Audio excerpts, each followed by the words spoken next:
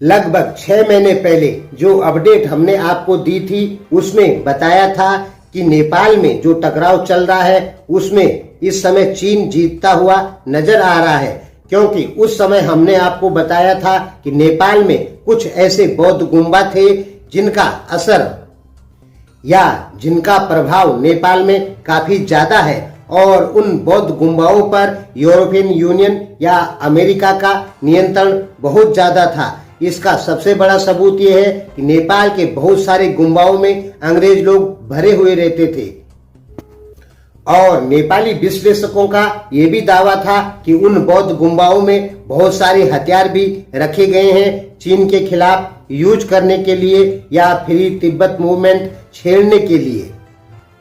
तो पिछली बार हमने जो आपको बताया था वो ये बताया था कि अब 90% गुम्बाओं पर चीन का प्रभाव हो चुका है, यानी अंग्रेज लोग जो बौद्ध गुम्बाओं में भरे हुए रहते थे, कुछ चीन के खिलाफ वहां से गलत गतिविधियां चलाते थे, उन सब गतिविधियों को चीन ने नियंत्रण में ले लिया है। यानी जो बौद्ध गुम्बाएं चीन के खिलाफ गलत गतिविधियों में शामिल थे उन पर चीन का नियंत्रण हो चुका है। यानी अमेरिका और यूरोपियन यूनियन बौद्ध गुम्बाओं से जो कि नेपाल में है वहां से चीन के खिलाफ किसी भी प्रकार का फ्री तिब्बत मूवमेंट नहीं छेड़ सकते हैं, क्योंकि अब वो चीन के कंट्रोल में हैं। और आपको ये भी ध्यान में रखना है, लगभग नेपाल के कुछ बौद्ध गुम्बा लगभग 60 साल तक यूरोपियन यूनियन या अमेरिका के प्रभाव में रहे, लेकिन अब वो चीन के प्रभाव में चले गए हैं और वहां से फ्री तिब्बत मूवमेंट नहीं हो सकता। यानी पिछली बार चीन जीतता हुआ नजर आ रहा था और अमेरिका बुरी कदर हारता हुआ नजर आ रहा है। अब देखते हैं दोस्तों इस बार 6 महीने बाद क्या हुआ। देखिए, जब तक नेपाल में ओली सरकार थी तब तक ये निश्चित था, चाहे ओली सरकार के ऊपर, पीएम ओली के ऊपर कितना भी अमेरिका या भारत का प्रेशर आए, फिर भी ओली वही काम करेंगे जिससे चाइना को फायदा हो, क्योंकि प्रधानमंत्री ओली के ऊपर चाइना का जबरदस्त प्रेशर और दूसरा नेपाली जनता का जबरदस्त प्रेशर। और जैसे ही ओली सत्ता से बेदखल हुए तो माना जाने लग गया कि अब चीन का प्रभाव नेपाल में कुछ कम होगा, क्योंकि पीएम देउबा को अमेरिका का सपोर्टर माना जाता है। और जहां तक सही से बात कहें कि दुनिया की कोई भी कांग्रेस होगी वो अमेरिका को जरूर सपोर्ट करेगी। तो कह सकते हैं पीएम देउबा कहीं न कहीं अमेरिका को ही सपोर्ट करेंगे और अमेरिका के कहने पर ही कुछ न कुछ जरूर चलेंगे। रही भारत की बात, तो भारत का प्रभाव नेपाल में बहुत पहले समाप्त हो चुका है। भारत कितनी भी कोशिश करे लेकिन नेपाल में ज्यादा चेंजेज नहीं ला सकता है। तो ओली जो सत्ता से बेदखल हुए और देउबा पीएम बने तो सब लोगों को लगा कि अब चाइना नेपाल में हार गया है। हाँ दोस्तों, चाइना नेपाल में हारा जरूर है, लेकिन बहुत कम, यानी आंशिक रूप से कह सकते हैं एक फ्रंट पर हारा है। सभी फ्रंटों पर चाइना नेपाल में बिल्कुल नहीं हारा है। कह सकते हैं कि एक फ्रंट पर चाइना हारा।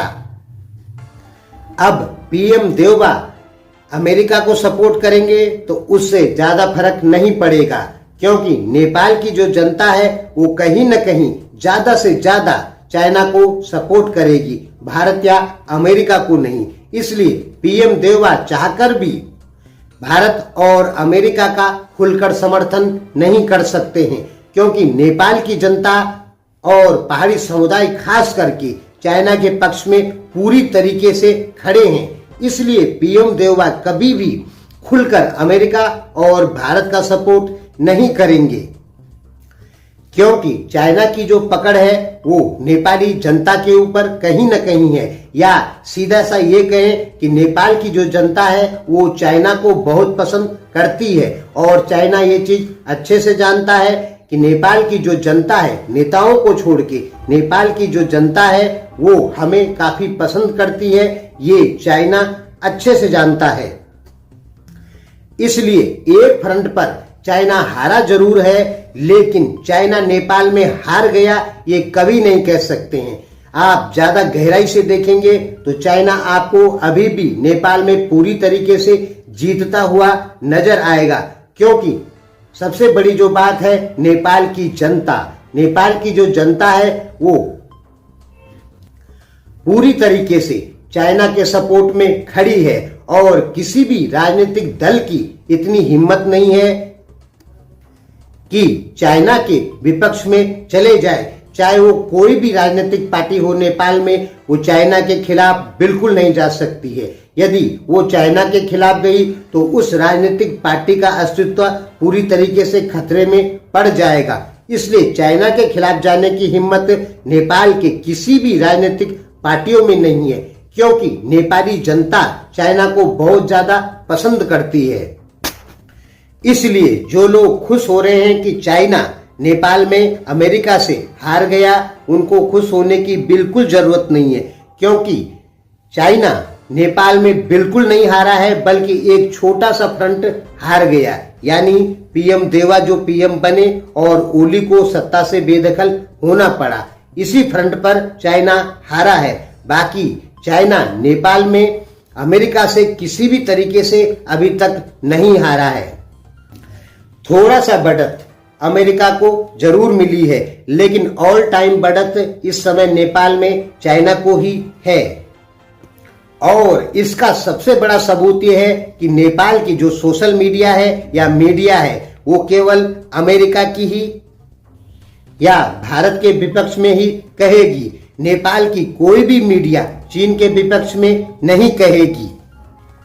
जिस दिन नेपाल की कोई भी मीडिया बड़ी हो या छोटी हो, जब चाइना के विपक्ष में कहने लग जाएगी तो पता लगेगा कि हाँ, कहीं न कहीं चाइना थोड़ा बहुत कमजोर हो रहा है। लेकिन अभी तक आपको नेपाल में ऐसी कोई मीडिया नहीं मिलेगी जो थोड़ा भी चाइना के विरोध में बोल दे। यानी साफ क्लियर नजर आ रहा है कि चाइना नेपाल में पूरी तरीके से जीत रहा है और अमेरिका नेपाल में बुरी कदर हार रहा है।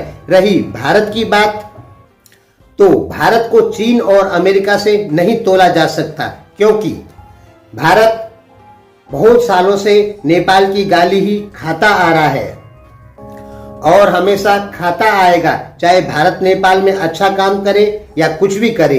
लेकिन हमेशा यही कहा जाएगा कि भारत ने नुकसान कर दिया नेपाल को। आप सीधा ये समझें कि भारत इस गेम में शामिल नहीं है। हालांकि पीएम देवा को लाने में भारत भी काफी सक्रिय भूमिका निभाया है, लेकिन भारत का प्रभाव नेपाल में अब नहीं बढ़ सकता है। जो है वो वही रहेगा, बल्कि आने वाले समय में जो थोड़ा बहुत प्रभाव भारत का नेपाल में है भी, वो बहुत कम हो जाएगा। तो दोस्तों, इस समय आपको क्या नजर आएगा कि अमेरिका एक फ्रंट पर थोड़ा सा जीता है, लेकिन ऑल फ्रंट पर चाइना जीतता हुआ नजर आ रहा है। धन्यवाद।